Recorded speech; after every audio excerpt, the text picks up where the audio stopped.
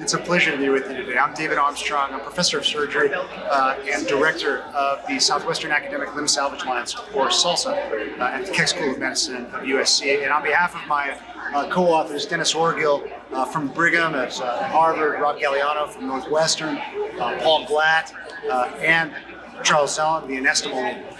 It's a pleasure to be with you to be talking about what we believe to be now the first human series now. We've studied the use of autologous homologous skin construct for healing of chronic wounds in people with diabetes. You know, every 1.2 seconds now, someone develops a diabetic foot wound around the world. And every 20 seconds, someone with diabetes gets an amputation. And that stinks. The bottom line is that time's up for this problem. And that's why we need to come together to try to affect change. Unfortunately, there's been a dearth of innovation in not only basic science, but also in innovation in novel methods for tissue repair and wound healing, which is why I think my co-authors and I were provisionally optimistic and enthusiastic about evaluating this new technology, which essentially takes skin, which is harvested, as you can see, from one part of the body, like the thigh, which is where we take it. It is then sent off to the laboratory, which is a FDA cleared laboratory in Utah, where it is essentially deconstructed and then it is brought back to us in the form of a slurry, which we can then deliver to a wound and get dramatic kinds of expansion like we have never seen before. At least this is the thought. And what we have seen now is our first 11 patients in this population. And of those patients, 10 healed.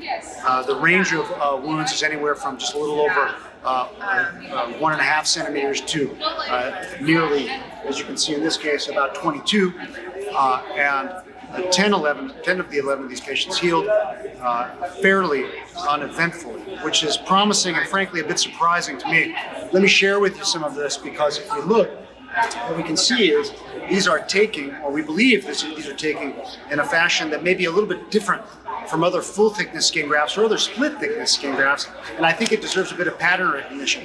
What we're starting to see is these wounds take like little islands, and then the islands kind of form, and these are these autologous homologous skin constructs, and then these little skin construct islands become something like archipelagos, which then become like a peninsula, isthmus, whatever geographic bits and pieces you want, and ultimately a real continent toward healing. And you can see examples of this here. This is a bit different than what we see with the traditional split thickness skin graft, and definitely different from what we see with traditional full thickness skin grafts.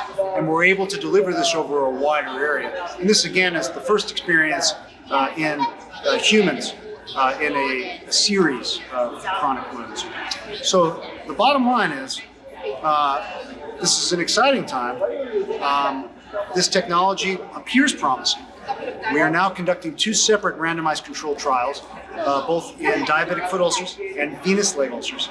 And we'll see where the future takes us. And we're hoping that this could be something that we could deliver into our collective armamentarium, and in my little area, hopefully keep a few more legs on a few more bodies, because I think that's what we all deserve, whether we have diabetes or not, no matter what our health, and no matter what our age. And thank you very much.